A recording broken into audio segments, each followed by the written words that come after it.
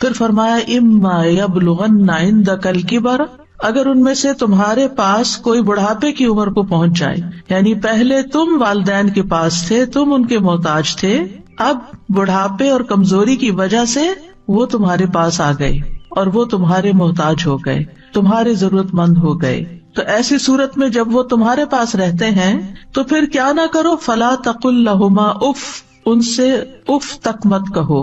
If سے مراد ہر وہ کلام ہے جو سخت ہو، سختی سے بات کرنا، یا قبیح ہو، ناپسندیدہ ہو، برا ہو۔ اصل میں اف ہر گندی اور قابل نفرت چیز کو کہتے ہیں، گندی اور قابل نفرت چیز اف۔ عربوں میں اف اور تف، اف ناخنوں کی میل کو کہتے ہیں، اور تف وہ حقیر چیز جو زمین سے آپ اٹھاتے ہیں، یعنی بالکل بیکار سی۔ تو والدین کے لیے اف اور تف کا لفظ استعمال نہیں کر سکتے۔ تو محاورے میں کسی بری چیز سے اظہار نفرت کے لیے اف کا لفظ بولا جاتا ہے۔ یہ ایسا کلمہ ہے جس میں بیزاری اور اکتاہٹ پائی جاتی۔ اف یعنی انسان اپنی بیزاری دکھاتا ہے اور اکتاہٹ دکھاتا ہے، تو ایسا کرنا منع ہے۔ یعنی اکتاہٹ کا ہلکا سا کلمہ جس میں 2 حرف ہیں، اف، وہ بھی نہ کہو۔ کہاں یہ کہ بڑے بڑے سینٹینسز اور بڑی بڑی اسپیچز ان کے سامنے کر ڈالو کہ جس میں سخت الفاظ سے ان کے ساتھ تم بات کر رہے ہو۔ وَلَا تَنْهَرْهُمَا، اور ان کو جھڑکو بھی نہیں۔ نہر کہتے ہیں سختی سے جھڑکنے کو، یعنی ان کو ڈانٹ نہیں سکتے، یعنی کسی ایسے کام میں ان کے ساتھ ڈانٹ کے بات مت کرو جو تمہیں پسند نہیں۔ نہ دل میں بیزاری آئے، نہ زبان سے بیزاری کا اظہار ہو، اور نہ ہی رویے میں بیزاری ہو۔ اف دل کی بیزاری کا زبان سے کلمہ ادا کرنا ہے، اور تنہر کا مطلب یہ ہے کہ ڈانٹ ڈپٹ کرنا۔ تو ایک طرف حکم کیا دیا گیا کہ احسان کرو، اور دوسری طرف یہ کہ احسان کرتے ہوئے، نیکی کرتے ہوئے جب تھک جاؤ یا کوئی ایسی بات والدین کی طرف سے تمہارے سامنے آ رہی ہے جس سے تم بیزار ہوتے ہو، تو اس بیزاری کا اظہار بھی نہ کرو، نہ زبان سے اور نہ رویے سے، بلکہ ہمیشہ سعادت مند اولاد کی طرح ان سے معاملہ کرو۔ وَقُلْ لَهُمَا قَوْلًا كَرِيمًا، اور ان کے ساتھ بہت اچھی بات کرو، سب سے زیادہ نرم، دھیمی، جس میں ادب ہو، حیا ہو، وقار ہو، یعنی ریسپیکٹ فل مینر میں ان کے ساتھ بات کرو، عزت کے ساتھ بات کرو۔ مجاہد کہتے ہیں کہ تم ان کا نام نہ پکارو، یعنی ان کا نام نہ لو، بلکہ اگر کبھی ذکر کرنا ہو تو ان کی کنیت سے، یا اگر سامنے بلا رہے ہیں تو اے ابا جان یا اے امی جان، یا جو بھی کسی معاشرے یا کلچر میں رائج ہے وہ لفظ جس میں ادب اور احترام موجود ہو۔ اسی طرح ایک قول یہ ہے قولاً کریمہ سے کہ جس طرح بچپن میں وہ تمہارے پیشاب پخانہ کو صاف کرتے وقت کوئی کراہت محسوس نہیں کرتے تھے، تمہارے پیمپر چینج کرتے، اور ایک وقت تھا جب پیمپر بھی نہیں ہوتے تھے، بچے کپڑے بھی خراب کر دیتے تھے اور بھی طرح طرح سے اپنی غلاظت پھیلا دیتے تھے، تو والدین بغیر کسی نفرت کے اور بغیر منہ بنائے اور بغیر کسی بیزاری کا اظہار کیے تمہاری ساری نجاست دھوتے رہے، صاف ستھرا کرتے رہے تمہیں، بلکہ محبت سے پیش آتے رہے۔ اب تم بھی ان سے وہی سلوک کرو کہ اگر تمہیں اب ان کی کوئی نجاست صاف کرنی پڑے، انہیں نہلانا پڑے، یا ان کے رال صاف کرنے پڑے، یا ان کے جسم سے نکلنے والی کسی اور گندگی کو صاف کرنا پڑے، تو اس میں بیزاری کا اظہار نہ کرو، بلکہ ان کا جو کام بھی کرو محبت کے ساتھ کرو۔ پھر فرمایا وَاخْفِضْ لَهُمَا جَنَاحَ الذُّلِّ مِنَ الرَّحْمَةِ، کہ ان کے لیے رحمت کے ساتھ عاجزی کے پر جھکا لو۔ جناح کہتے ہیں پرندے کے پر کو، یا اس کا جو بازو ہوتا ہے اس کے لیے استعمال ہوتا ہے۔ آپ نے دیکھا ہوگا کہ مرغی جب کوئی خطرہ محسوس کرتی ہے تو وہ اپنے پروں کو کیا کرتی ہے، پھیلا دیتی ہے، اور اپنے بچوں کو اپنے پروں کے نیچے کر کے چھپا لیتی ہے۔ یہ ہے جناح الذل، یعنی اس میں کیا کرتی ہے، پر تو ویسے اوپر ہوتا ہے نا، تو پھر جو پھیلا کے تو اس کو نیچے لے جاتی، جھکا دیتی ہے اپنے پر۔ تو تم بھی اسی طرح ان کو پروٹیکٹ کرو، یعنی جب پرندہ اپنے بچوں کی حفاظت کے لیے پروں کو سمیٹتا ہے اور نیچے کرتا ہے، جھکاتا ہے، تو تم بھی اسی طرح ان کے آگے جھکو، ان کے ساتھ اچھا معاملہ کرو، شفقت کا معاملہ، اور ان کی اسی طرح کفالت کرو جیسے انہوں نے تمہاری کفالت کی جب تم چھوٹے تھے۔ اور دوسرا عمومی معنی یہی ہے کہ جب بھی ان سے بات کرو، معاملہ کرو، تو عاجزی اور انکساری کے ساتھ کرو۔ آپ نے دیکھا ہوگا کہ پرندہ جب اڑنا چاہتا ہے، بلند ہونا چاہتا ہے، تو پھر بھی وہ اپنے پر پھیلاتا ہے، اور جب نیچے اترتا ہے تو پروں کو نیچے کر لیتا ہے۔ تو یعنی ماں باپ کے سامنے اونچے نہ ہو بلکہ نیچے رہو، یعنی بازو پست رکھو، تواضع اور عاجزی کے ساتھ ان کے سامنے بیٹھو، بات کرو۔ اور اس میں اس بات کی طرف بھی اشارہ ہے کہ جس قدر کوئی اپنے والدین کے لیے عاجزی اختیار کرے گا اللہ تعالیٰ اس کو اتنی ہی بلندی عطا کرے گا. وَقُلْ رَبِّ ارْحَمْهُمَا، اور آپ کہیے کہ اے میرے رب ان دونوں پہ رحم فرما. رحمت کے لفظ میں دین اور دنیا کی تمام برکات شامل ہیں، دین اور دنیا کی ساری برکتیں شامل ہیں. رب ارحمہما کما ربیانی صغیرا، جیسے انہوں نے مجھے بچپن میں پالا تھا، یعنی اے اللہ ان پر ایسی رحمت کر جیسے انہوں نے مجھ پر رحمت کی تھی. اور دوسرا یہ کہ ان پہ رحم فرما کیونکہ انہوں نے بچپن میں میری تربیت کی تھی، مجھے پالا تھا. یہاں انسان کو اس کی بچپن کی حالت یاد کرائی گئی ہے، کیونکہ انسان جب بچہ ہوتا ہے تو انتہائی ڈپینڈنٹ ہوتا ہے، اپنا کوئی کام خود نہیں کر سکتا، اپنے جذبات کا اظہار بھی زبان سے نہیں کر سکتا. تو اس طرح انسان کو اس کی کمزوری اور اس کے بچپن کی حالت یاد دلا کر اس کے دل میں شفقت پیدا کی جا رہی کہ تم بھی اپنے والدین کے لیے ایسی شفقت کا اظہار کرو.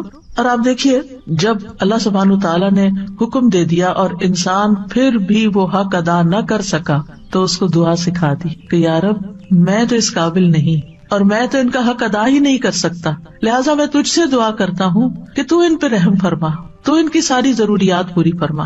اور یہ حقیقت ہے کہ ہم خود کچھ بھی کر لیں، جو ماں نے تکلیفیں اٹھائی ہماری پیدائش کے وقت ہماری دنیا میں لانے کے لیے، ہم تو ایک حصہ بھی اس کا حق ادا نہیں کر سکتے. پھر جب ولادت کے دوران ایک ایک کانٹریکشن ماں نے لی، ایک ایک پین جو برداشت کی، وہ ہم ساری زندگی بھی خدمت کریں تو اس درد کو ہم محسوس نہیں کر سکتے اور اس کا بدلہ نہیں چکا سکتے. پھر اس کے بعد جو دودھ پلایا اور جو ہماری نجاست صاف کی اور راتوں کو ہمارے لیے جاگ جاگ کر ہماری خدمت کی اور ہمارے لیے دعائیں کی، خود بھوکے رہ کے ہمیں کھلایا، ساری ضروریات ہماری پوری کی، تو یہ سب کچھ کس بات کا تقاضا کرتا ہے کہ ہم خود یا رب حق ادا نہیں کر سکتے، تو ہی ان پر رحم فرما اور تو ہی ان کی تمام ضروریات پوری فرما. صحابہ کی زندگی میں ہم دیکھتے ہیں کہ وہ اپنے والدین کے لیے دعائیں کرتے ہیں. ہانی بنت ابی طالب کے ایک آزاد کردہ غلام ہے ابو مرہ، وہ کہتے ہیں ایک بار وہ ابو ہریرہ کے ساتھ ان کے وطن عقیق گئے جہاں سے وہ تھے. جب ابو ہریرہ اپنے وطن پہنچے تو بڑی اونچی آواز میں کہا اماں جان السلام علیکی ورحمۃ اللہ وبرکاتہ. انہوں نے جواب دیا وعلیک السلام ورحمۃ اللہ وبرکاتہ. پھر ابو ہریرہ کہنے لگے رحمک اللہ کما ربیتنی صغیرا، اللہ تعالیٰ آپ پر رحم فرمائے جیسے آپ نے میری بچپن میں پرورش فرمائی. تو والدہ نے جواب دیا فجزاک اللہ خیرا ورضی عنک کما بررتنی کبیرا، اے میرے بیٹے تمہیں بھی اللہ بہترین جزا دے اور تم سے راضی ہو جائے جیسا تم نے میرے ساتھ بڑھاپے میں نیک سلوک کیا. یعنی جب اولاد والدین کو دعائیں دیتی ہے تو والدین اس سے بڑھ کر دعائیں دیتے ہیں. یہاں بھی آپ دیکھیں ابو ہریرہ کی دعا چھوٹی ہے لیکن والدہ کی دعا بڑی ہے.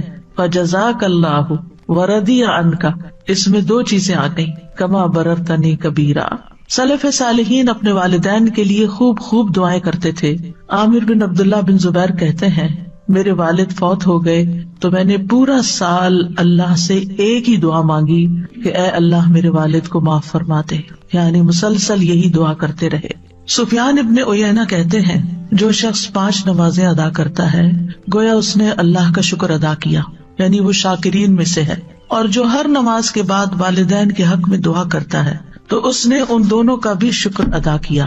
یعنی جو شخص نماز پڑھتا ہے اور پھر نماز میں دعا کر لیتا ہے گویا وہ شکر گزاروں میں سے ہے. اور اس میں آپ دیکھیے کہ علماء یہ کہتے ہیں کہ جیسے اللہ سبحانہ وتعالیٰ کے حق کے بعد سب سے بڑا حق پھر نبی صلی اللہ علیہ وسلم کا ہے، تو نماز میں جب تشہد پڑھتے ہیں تو تشہد میں پہلے درود شریف پڑھتے ہیں اور پھر اس کے بعد والدین کے لیے دعا کرتے ہیں ربنا اغفر لی ولوالدی وللمؤمنین یوم یقوم الحساب. یہ حکمت ہے اس دعا کے یہاں رکھے جانے کی.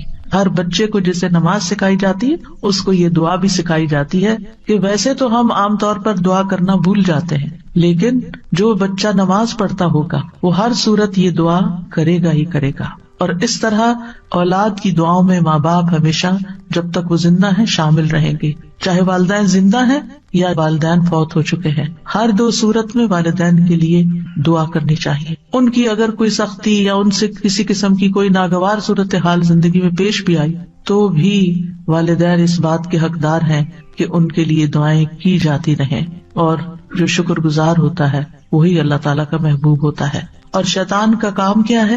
اس کا کیا کہنا تھا؟ وَلَا تَجِدُ أَكْثَرَهُمْ شَاكِرِينَ، کہ تو انسانوں کی اکثریت کو شکر گزار نہیں پائے گا.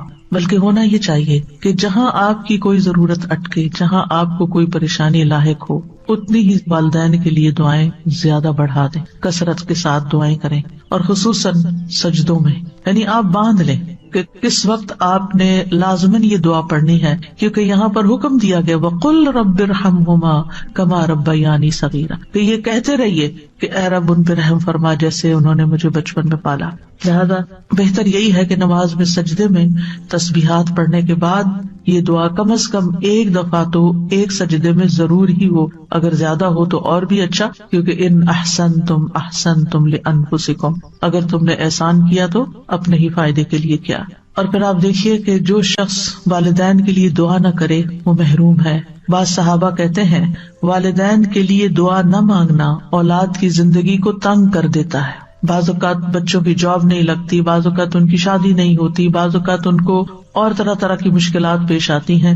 ان کو یہی نصیحت کرنی چاہیے، ان کو یہی سبق سکھانا چاہیے کہ وہ اپنے والدین کے ساتھ حسن سلوک کریں. وہ ان کے ساتھ اچھے ہوں گے تو اللہ سبحانہ وتعالیٰ ان پر مہربانی کرے گا. یہ مشکلات کے حل کے لیے، پرابلمس کو دور کرنے کے لیے، غم اور دکھ اور ڈپریشن کا علاج ہے کہ انسان زیادہ سے زیادہ والدین کے ساتھ احسان کا سلوک کرے. بلکہ جب کسی بھی انسان کے ساتھ احسان کرے تو سوچے کیا میں نے اپنے والدین کے لیے بھی کچھ کیا. اب دیکھیے کہ بعض اوقات ہم اپنے دوستوں کو، رشتے داروں کو، اوروں کو کتنے بڑے بڑے گفٹ دے دیتے ہیں، لیکن ہم اپنے ماں باپ کی طرف سے صدقہ کرنا بھول جاتے ہیں. خاص طور پر رمضان میں آپ دیکھیے کہ ہم جہاں اپنی طرف سے، اپنے بال بچوں کی طرف سے، کسی کی طرف سے بھی کچھ کریں تو ماں باپ کو نہ بھولیں، ان کی طرف سے سب سے پہلے کریں. کیونکہ اللہ سبحانہ تعالیٰ نے اپنے حق کے بعد والدین کا ذکر کیا ہے. سورۃ النساء میں آتا ہے وَاعْبُدُوا اللَّهَ وَلَا تُشْرِكُوا بِهِ شَيْئًا وَبِالْوَالِدَيْنِ إِحْسَانًا، اور اللہ کی عبادت کرو اور اس کے ساتھ کسی چیز کو شریک نہ بناؤ، اور اپنے ماں باپ کے ساتھ حسن سلوک کرو. سورۃ البقرہ میں آتا ہے وَإِذْ أَخَذْنَا مِيثَاقَ بَنِي إِسْرَائِيلَ لَا تَعْبُدُونَ إِلَّا اللَّهَ وَبِالْوَالِدَيْنِ إِحْسَانًا، اور وہ وقت یاد کرو جب ہم نے بنی اسرائیل سے پختہ عہد لیا تھا، پکا وعدہ لیا تھا اس بات پر کہ تم اللہ کے سوا کسی کی عبادت نہ کرنا اور والدین کے ساتھ احسان کرنا. اللہ سبحانہ وتعالیٰ اپنے شکر کے بعد والدین کے شکر کا حکم دیتے ہیں.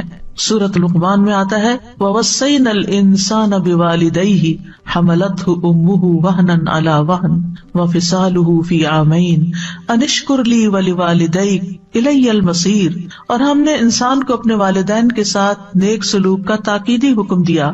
اس کی ماں نے اسے کمزوری پر کمزوری سہتے ہوئے اپنے پیٹ میں اسے اٹھائے رکھا. یعنی پریگنینسی کے دوران صحت مند سے صحت مند ماں کسی نہ کسی طرح ضرور متاثر ہوتی ہے اور اس کے اوپر کمزوری کے پیچز آتے ہیں، اور 2 سال اس کے دودھ چھڑانے میں لگے، یعنی اپنی ہڈیوں کی کیلشیم تمہارے اندر ٹرانسفر کر دی. اسی لیے یہ حکم دیا کہ میرا شکر ادا کرو اور اپنے والدین کا بھی. آخر میرے ہی پاس لوٹ کر آنا ہے، واپس تو میرے پاس آنا ہے، پھر میں تمہیں بتاؤں گا کہ تم کیا کر کے آئے ہو. تو انشکر لی ولی والدئی کا، اور والدین میں سے بھی پھر یاد رکھیے ماں کا حق زیادہ ہے، کیونکہ ماں بچے کے لیے تکلیفیں زیادہ اٹھاتی ہے. وَوَصَّيْنَا الْإِنسَانَ بِوَالِدَيْهِ إِحْسَانًا حَمَلَتْهُ أُمُّهُ كُرْهًا وَوَضَعَتْهُ كُرْهًا وَحَمْلُهُ وَفِصَالُهُ 30 شهرا حتى إذا بلغ أشده وبلغ 40 سنة قال رب أوزعني أن أشكر نعمتك التي أنعمت علي وعلى والدي وأن أعمل صالحا ترضاه وأصلح لي في ذريتي إني تبت إليك وإني من المسلمين.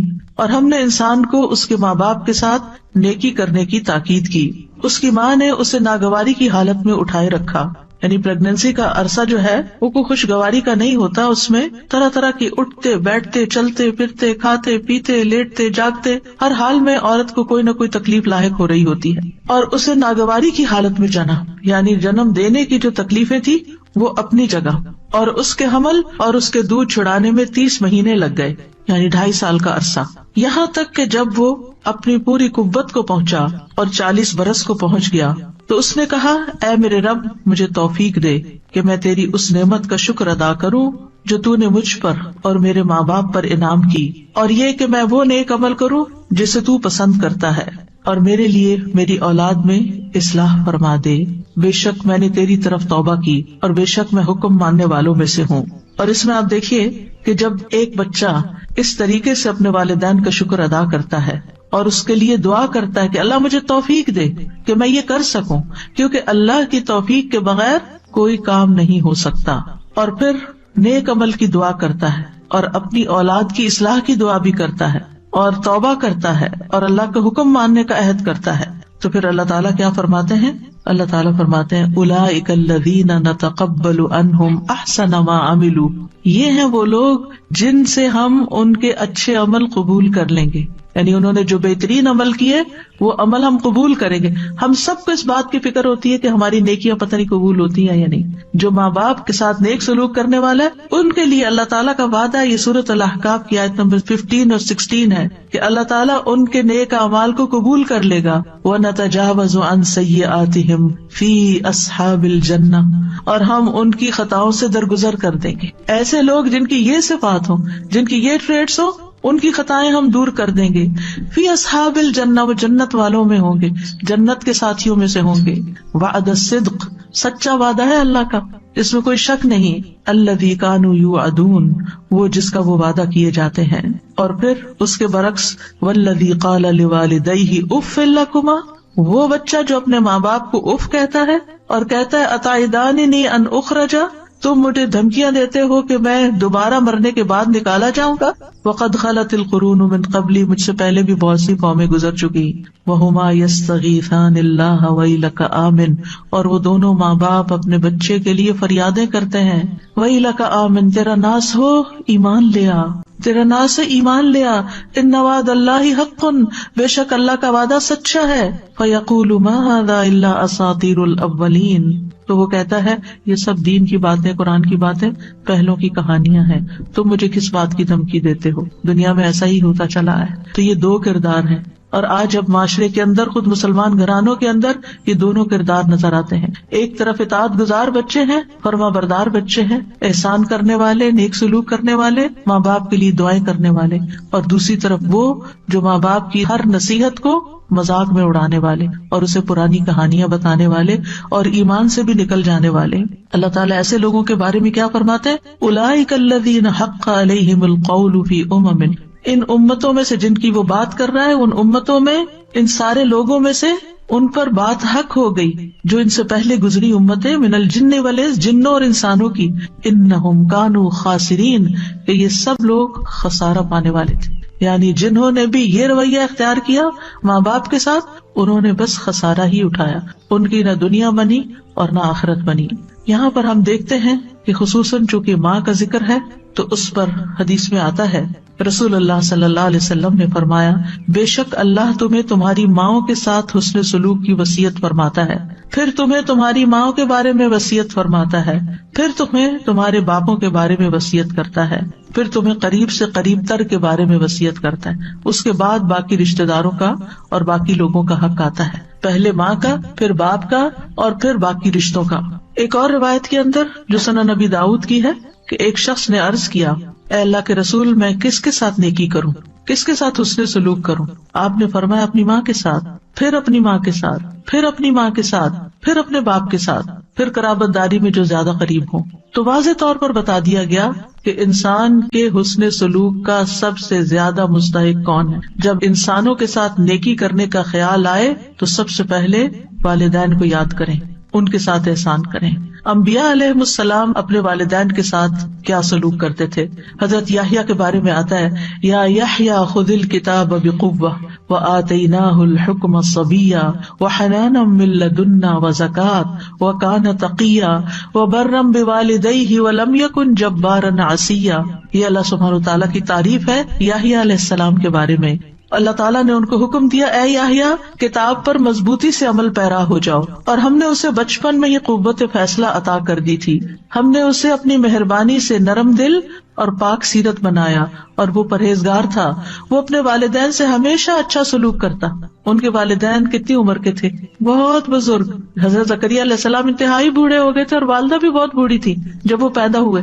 تو آپ سوچئے کہ ایک بچہ جس نے پیدا ہوتا ہی بوڑھے والدین دیکھے، اس کے لیے تو زندگی کی وہ بہاریں گزر گئی نا جو والدین کی جوانی کی ہوتی. تو پھر بھی وہ اپنے والدین کے اس بڑھاپے پر پریشان نہیں ہے. وہ ہمیشہ اپنے والدین سے اچھا سلوک کرتے اور کسی وقت بھی جابر اور نافرمان نہ ہوئے. وَلَمْ يَكُنْ جَبَّارًا عَصِيًّا، کبھی نافرمانی نہیں کی. ہم میں سے کون کہہ سکتا ہے کہ ہم نے اپنے ماں باپ کی کوئی بات نہیں ٹالی؟ مانی کون سی اور کتنی ٹالی، کتنی کا انکار کر دیا. عیسیٰ علیہ السلام کی صفت میں آتا ہے وَبَرًّا بِوَالِدَتِي وَلَمْ يَجْعَلْنِي جَبَّارًا شَقِيًّا، اور میں اپنی والدہ سے بہتر سلوک کرتا رہوں اور اس نے مجھے جابر اور بدبخت نہیں بنایا. یاد رکھیے ماں کے ساتھ نیکی جہاد سے زیادہ اہم ہے. معاویہ بن جاہمہ کہتے ہیں میں نے رسول اللہ صلی اللہ علیہ وسلم کی خدمت میں حاضر ہو کر عرض کیا، اے اللہ کے رسول، میں آپ کے ساتھ مل کر جہاد کرنا چاہتا ہوں. ابتغی بذالک وجہ اللہ والدار الآخرہ، اس سے میرا مقصد اللہ کا چہرہ ہے اور آخرت کا گھر ہے. رسول اللہ صلی اللہ علیہ وسلم نے فرمایا تیرا بھلا ہو، کیا تیری ماں زندہ ہے؟ میں نے کہا جی ہاں. آپ نے فرمایا واپس جا کر اس کی خدمت کر. پھر میں نے دوسری طرف سے آ کر عرض کیا، اے اللہ کے رسول، میں آپ کے ساتھ مل کر جہاد کرنا چاہتا ہوں. ابتغی بذالک وجہ اللہ والدار الآخرہ. آپ نے فرمایا تیرا بھلا ہو، کیا تیری ماں زندہ ہے؟ میں نے کہا جی ہاں. اے اللہ کے رسول، آپ نے فرمایا واپس جا کے ان کی خدمت کرو. تیسری دفعہ پھر ایسا ہی ہوا تو آپ نے تیسری دفعہ بھی ان کو یہی حکم دیا اور اس کے ساتھ مزید یہ کہا وَيْحَكَ إِلْزَمْ رِجْلَهَا فَثَمَّ الْجَنَّةُ، تیرا بھلا ہو، اس کے قدموں میں پڑے رہو، جنت وہی ہے. جنت چاہیے نا، نیکی چاہیے، تو جاؤ ان کی خدمت کرو. والدین سے حسن سلوک سب سے افضل عمل ہے. رسول اللہ صلی اللہ علیہ وسلم سے پوچھا گیا سب سے افضل عمل کیا ہے؟ آپ نے فرمایا وقت پہ نماز پڑھنا اور والدین کے ساتھ نیک سلوک کرنا، پھر اللہ کے راستے میں جہاد کرنا. یہ ہے ترتیب نیک اعمال کی. بعض لوگ اپنے رشتوں کو بھول جاتے ہیں، والدین کی کیئر ہی نہیں کرتے اور نیکی کے کام کرنے میں دوڑتے پھرتے ہیں. تو سب سے بڑی نیکی چھوڑ کر اس سے اگلے درجے پہ جانا، یہ تو پھر اپنی خواہش کی بات ہے. ایک شخص نے جہاد میں جانے کی نبی صلی اللہ علیہ وسلم سے اجازت مانگی. آپ نے پوچھا کیا تمہارے والدین زندہ ہیں؟ اس نے جواب دیا ہاں. آپ نے فرمایا فَفِيهِمَا فَجَاهِدْ، جاؤ ان دونوں میں جہاد کرو، یعنی جاؤ ان کی خدمت کرو، وہاں تمہارا جہاد ہے. کیونکہ بعض سچویشنز ایسی ہوتی ہیں کہ والدین ایسی ضرورت میں ہوتے ہیں کہ ان کی وہ ضرورت کوئی اور پوری نہیں کر سکتا سوائے آپ کے، اور وہ خاص بیسک ضروریات ہوتی، مثلا ان کا کھانا پینا ہے، ان کا علاج معالجہ ہے، ان کی ایسی ضرورت ہے کہ جو آپ ہی نے کرنی ہے. لہٰذا اس خدمت کو کبھی بھی بھلانا نہیں چاہیے. پھر اسی طرح نفل عبادت سے زیادہ والدین کا حق ہے. مثلا اگر والد یا والدہ کرا رہے ہیں اور ان کو کسی دوا کی ضرورت ہے، یہ جسم دبانے کی ضرورت ہے، یہ واش روم لے جانے کی ضرورت ہے بیماری کی حالت میں، اور آپ کے میں نفل پڑھ کے آؤں گی، تو یہ نفل کسی کام کے نہیں پھر آپ کے لیے. اس سے بہتر ہے کہ آپ نفل مؤخر کریں، اور اگر وقت نہیں تو اس وقت کو پہلے اپنے والدہ یا والد کی خدمت میں یا ان کی ضرورت پوری کرنے میں لگائیں. اگر والدین مشرک ہوں، اگر والدین کفر کریں، وہ بدعت کریں، وہ شرک کریں، والدین اللہ کے نافرمان ہوں، غلط کام کرتے ہوں، تو کیا پھر بھی صلہ رحمی کرنی ہوگی؟ جی ہاں، پھر بھی صلہ رحمی کرنی ہوگی. ابو ہریرہ کہتے ہیں کہ رسول اللہ صلی اللہ علیہ وسلم کا گزر عبداللہ بن ابی بن سلول کے پاس سے ہوا. وہ ایک جھاڑی کے سائے میں تھا. اس نے کہا ابن ابی کبشہ نے ہم پر غبار اڑا دیا ہے. نعوذ باللہ، نبی صلی اللہ علیہ وسلم کو اپنے رضائی والد کے نام سے پکار رہا ہے، یعنی کہ بے ادبی کے ساتھ. اس کے بیٹے عبداللہ بن عبداللہ نے کہا قسم اس ذات کی جس نے آپ صلی اللہ علیہ وسلم کو عزت دی اور آپ پر کتاب نازل کی، اگر آپ چاہیں تو میں اس کا سر قلم کر کے آپ کے پاس لے آتا ہوں. یعنی اس نے آپ کو اس انداز میں مخاطب کیا ہے، میں اپنے باپ کا گلا اڑا سکتا ہوں آپ کی خاطر.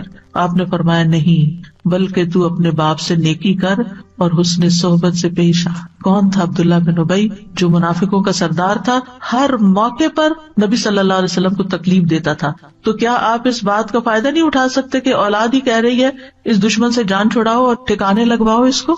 لیکن نہیں، اس والد کے ساتھ بھی آپ نے حسن سلوک کا حکم دیا، کیونکہ بہت سے بچے جو دین پڑھ جاتے ہیں ماں باپ سے ملنا جلنا چھوڑ دیتے ہیں، یہ کہہ کر کہ نہیں ان کے طور طریقے جو ہیں وہ اسلامی نہیں ہے، وہ بچوں پہ غلط انفلوئنس کرتے ہیں.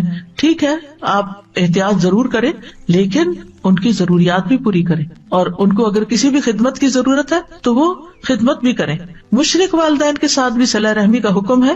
ہاں، اگر وہ یہ زور دیں کہ تم شرک کرو تو شرک نہیں کرنا، یہ بات ان کی نہیں ماننی، ورنہ دنیا میں ان سے اچھے طریقے سے رہنا ہے. وَإِن جَاهَدَاكَ عَلَىٰ أَن تُشْرِكَ بِي مَا لَيْسَ لَكَ بِهِ عِلْمٌ فَلَا تُطِعْهُمَا وَصَاحِبْهُمَا فِي الدُّنْيَا مَعْرُوفًا. حضرت اسماء کہتی ہیں میری والدہ جو مشرکہ تھیں میرے پاس آئیں، میں نے رسول اللہ صلی اللہ علیہ وسلم سے پوچھا کہ وہ میرے پاس کچھ مالی تعاون کی امید سے آئی ہیں، ان کو کچھ ضرورت ہے، کیا میں اپنی والدہ کے ساتھ صلہ رحمی کر سکتی ہوں؟ یعنی وہ شرک پر ہے لیکن مجھ سے کچھ پیسے چاہتی ہیں. آپ نے فرمایا ہاں، اپنی والدہ کے ساتھ صلہ رحمی کرو. یہاں سے ایک اور نقطہ بھی نکلتا ہے کہ بعض اوقات عورت اپنے ذاتی مال میں سے اگر ماں باپ کو کچھ دینا چاہتی ہے تو شوہر صاحب اعتراض کر دیتے ہیں کہ تم ان کو کچھ نہیں دے سکتی، تم ان کو کال نہیں کر سکتی، تم ان کو سلام دعا نہیں کر سکتی. یہ قطع رحمی کی انتہائی بدترین صورت ہے کہ بیوی کو روک دیا جائے کہ ماں باپ کو سلام بھی نہ کرے، بیوی کو روک دیا جائے کہ وہ ان پہ خرچ بھی نہ کرے. اگر اس کا اپنا ذاتی مال ہے ٹھیک ہے، اگر شوہر کا مال ہے تو شوہر سے پوچھنا ہوگا، لیکن اگر اس کا اپنا ذاتی مال ہے، کوئی ذاتی چیز ہے، کوئی اس کے کپڑے ہے، جیولری ہے، کوئی کیش ہے، وہ اپنی والدہ کو دینا چاہتی ہے تو اس کو اسلام نے کھلی اجازت دی ہے کہ وہ ان کو دے سکتی. یہاں آپ دیکھیں نبی صلی اللہ علیہ وسلم حضرت اسماء کو اجازت دے رہے ہیں کہ وہ اپنی مشرک والدہ کے ساتھ حسن سلوک کریں، ان کو مال دیں. تو پھر مسلم والدین کا کتنا حق ہوگا. اور پھر اگر کسی بھی وجہ سے عورت ہو یا مرد، یہاں حضرت اسماء ایک عورت ہیں اور وہ اپنی والدہ کو دینا چاہتی ہیں تو ان کو اجازت دی گئی. اس لیے مرد حضرات کو ایسی پابندیاں نہیں لگانی چاہیے کہ جس میں وہ قطع رحمی کروائیں اور خود بھی گناہگار ہوں اور بیوی کو بھی گناہگار کریں، کیونکہ والدین کے حقوق کا بدلہ کبھی بھی چکایا نہیں جا سکتا، چند سکوں کے ساتھ نہیں چکایا جا سکتا، تھوڑا سا مال دے کے نہیں چکایا جا سکتا. ابو ہریرہ کہتے ہیں رسول اللہ صلی اللہ علیہ وسلم نے فرمایا بیٹا اپنے والد کے احسانات کا بدلہ نہیں چکا سکتا سوائے اس کے کہ وہ اسے غلام پائے پھر اسے خرید کر آزاد کر دے، یعنی پھر والد کا بدلہ ہو سکتا ہے. والدین سے حسن سلوک کا فائدہ ہمیں خود ہی کو پہنچتا ہے، اور اس میں سب سے پہلی چیز تو گناہوں کی بخشش ہے. جیسے سورۃ الاحقاف کی آیت نمبر 15 سے 18 تک میں نے آپ کے سامنے رکھی کہ جو لوگ اپنے والدین کے ساتھ حسن سلوک کرتے ہیں ہم ان کے اچھے عمل قبول کر لیتے ہیں اور ان کی برائیوں سے درگزر کرتے ہیں، جنت والوں میں سے ان کو کر دیتے ہیں سچے وعدے کے مطابق جو ان سے کیا جاتا ہے. پھر عمر میں برکت اور رزق میں اضافہ ہوتا ہے. کون نہیں چاہتا کہ اس کی عمر میں برکت ہو یا رزق میں اضافہ ہو؟ ہر ایک چاہتا ہے. لہٰذا اگر کوئی یہ چاہتا ہے کہ اس کا بزنس فلرش کرے، اس کی جاب اچھی ہو جائے، اس کے انویسٹمنٹس میں زیادہ انکم ہو، تو اس کو چاہیے کہ ماں باپ کے ساتھ حسن سلوک کرے، ان کا دل راضی کرے، ان کی بات مانے، ان کو خوش کرے. نبی صلی اللہ علیہ وسلم نے فرمایا جس شخص کو یہ بات پسند ہو کہ اس کی عمر میں برکت اور رزق میں اضافہ ہو جائے، یہاں اضافہ ان یزاد لہ فی رزقی، رزق زیادہ ہو جائے، اسے چاہیے کہ اپنے والدین کے ساتھ نیکی کرے اور ان کے ساتھ صلہ رحمی کیا کرے، یعنی ان کے ساتھ تعلق قائم رکھے، رشتہ جوڑ کر رکھے. والدین کی خدمت کا ایک اور فائدہ کیا ہے کہ والدین کے قدموں کے نیچے جنت ہے. والدین سے حسن سلوک جنت میں داخلے کا باعث ہے.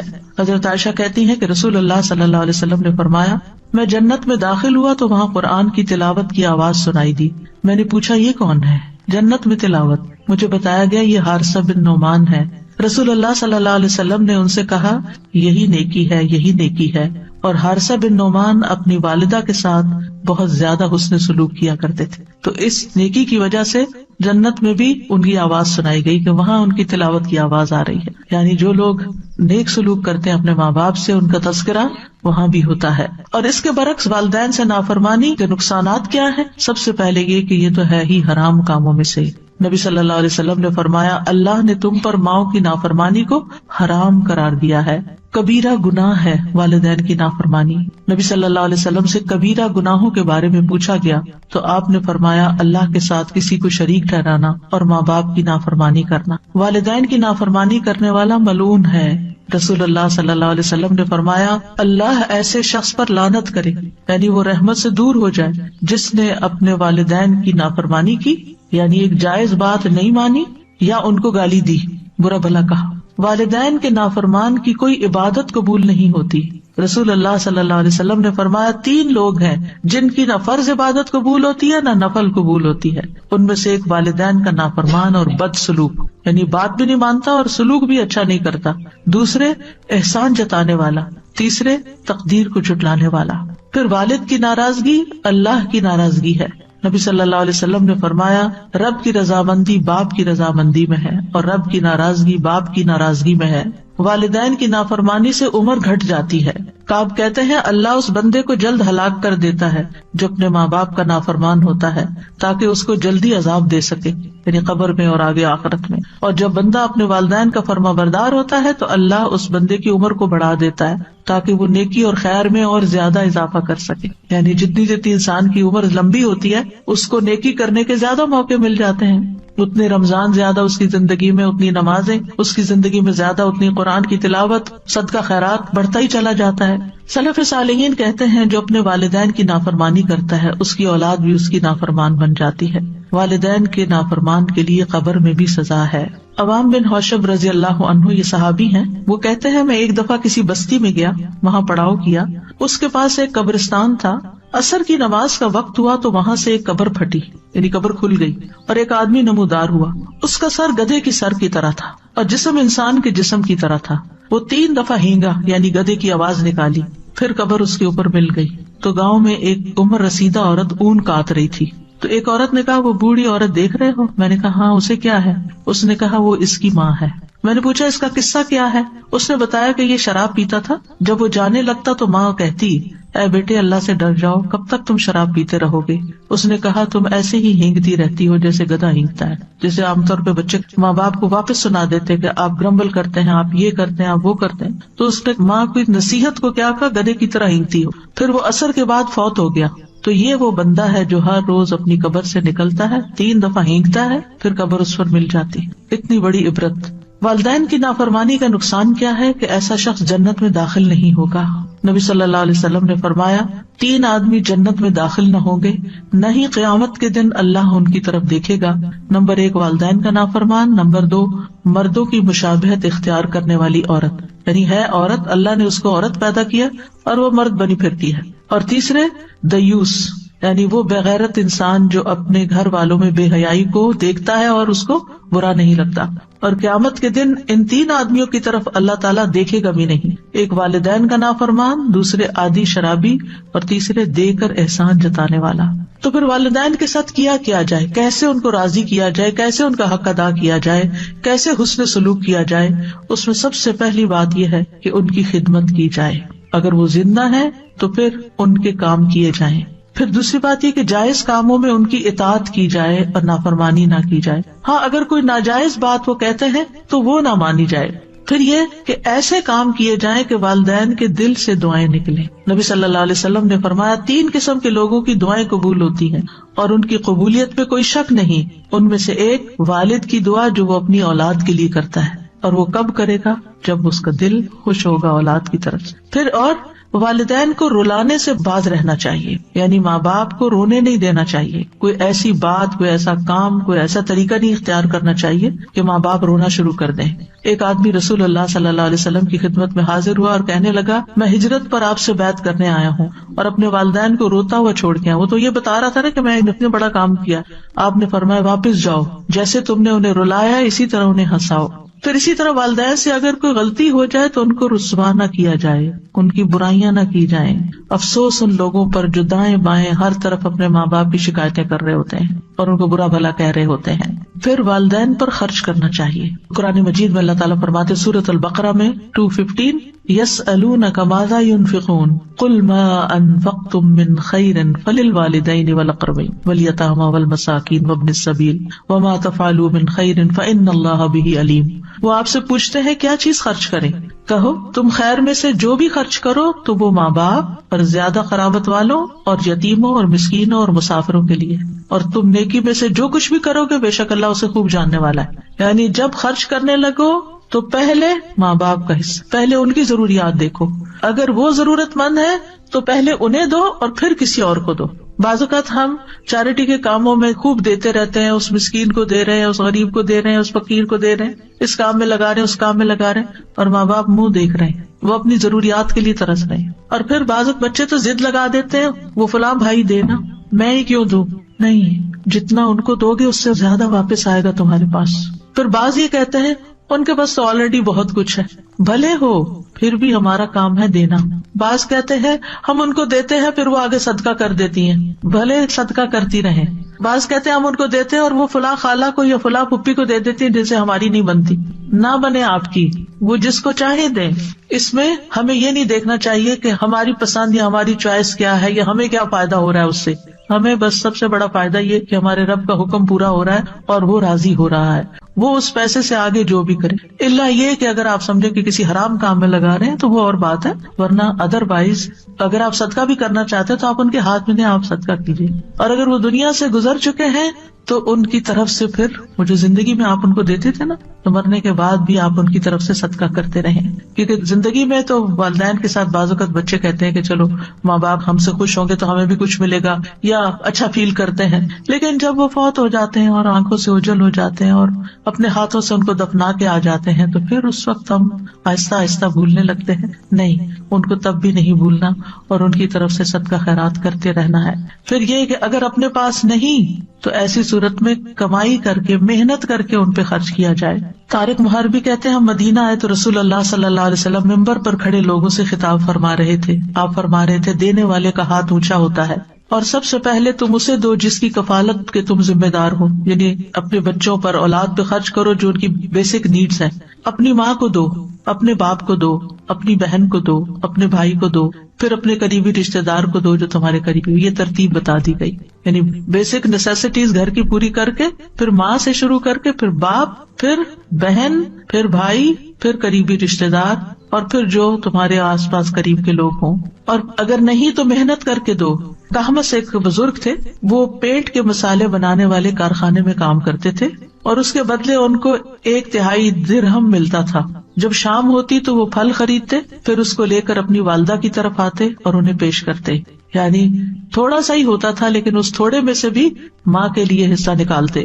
پھر یہ کہ والدین کی بات کان لگا کے سننی چاہیے، توجہ سے سننی چاہیے. محمد بن سیرین اپنی والدہ کے لیے جب لباس خریدتے تو سب سے زیادہ نرم لباس خریدتے تھے. جب عید آتی تو اپنی والدہ کا لباس خود رنگتے بھی تھے اور اپنی آواز کو کبھی اپنی والدہ پر بلند نہ کرتے تھے. اور وہ اپنی والدہ سے جب بھی بات کرتے ایسا لگتا تھا وہ کان لگا کر ان سے بات کر رہے ہیں. اور جو آدمی آپ کو نہیں جانتا ہوتا، جب وہ آپ کو آپ کی والدہ کے پاس دیکھتا تو وہ والدہ کے پاس دھیمے انداز سے بولنے کی وجہ سے ان کو بیمار سمجھتا تھا. یعنی اتنے آرام سے باتیں کرتے تھے، پیار سے بات کرتے تھے. پھر نیکی کرنے کے بعد ماں باپ کو ثواب پہنچانا. ربیع بن خثیم راستے سے تکلیف دہ چیز کو ہٹاتے اور کہتے یا اللہ اس کا اجر میری والدہ اور میرے والد کو ملے. ان کو تو مل ہی گیا جس نے نیکی کی، لیکن چھوٹے چھوٹے کاموں کا ثواب بھی اپنے ماں باپ کو بھیجتے، کیونکہ وہ عقل مند لوگ تھے. ان کو پتا تھا کہ ان کے لیے جو کریں گے اس کا تو کئی گنا زیادہ لوٹ کر واپس آئے گا ہماری ہی طرف. تو وہ اس کو اپنی سعادت سمجھتے تھے. والدین دنیا سے چلے جائیں تو پھر بھی ان کے حقوق ادا کرنے چاہیے. سب سے پہلے تو ان کے لیے دعائیں. رسول اللہ صلی اللہ علیہ وسلم نے فرمایا مرنے کے بعد انسان کے اعمال کا سلسلہ منقطع ہو جاتا ہے سوائے 3 چیزوں کے جن کا ثواب میت کو پہنچتا رہتا ہے. صدقہ جاریہ کہ جو انسان اپنی زندگی میں خود اپنے ہاتھ سے اپنا مال کسی صدقہ جاریہ کے پروجیکٹ میں لگا جائے، جب تک وہ پروجیکٹ چلتا رہتا ہے آپ کو ثواب پہنچتا رہے گا. دوسرا، لوگوں کو فائدہ دینے والا علم جس سے لوگوں کی زندگی میں کوئی تبدیلی آئے، ان کی زندگی آسان ہو. تیسرے، نیک اولاد جو اس کے لیے دعا کرتی ہے. یعنی سب سے بڑا حق مرنے کے بعد کیا ہے کہ ماں باپ کے لیے دعائیں کرتے رہیں، خصوصاً ان کے گناہوں کی بخشش، استغفار.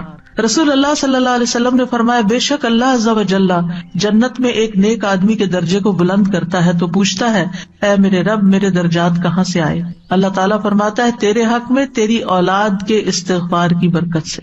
یعنی آگے ان کے درجے بڑھتے رہتے ہیں. ان کی طرف سے صدقہ کیا جائے. ایک آدمی نے عرض کیا میرے والد فوت ہو گئے اور انہوں نے مال چھوڑا لیکن وصیت نہیں کی، اگر میں ان کی طرف سے صدقہ کروں تو ان کے گناہ معاف ہو جائیں گے؟ آپ نے فرمایا ہاں. ایک اور آدمی نبی صلی اللہ علیہ وسلم کے پاس آیا، عرض کیا یا رسول اللہ صلی اللہ علیہ وسلم، میری والدہ بغیر وصیت کیے اچانک فوت ہو گئی ہیں، اور میرا گمان ہے کہ اگر وہ بات کرتی تو صدقہ کرتی، تو اگر میں ان کی طرف سے صدقہ کروں تو کیا ان کو اجر ملے گا؟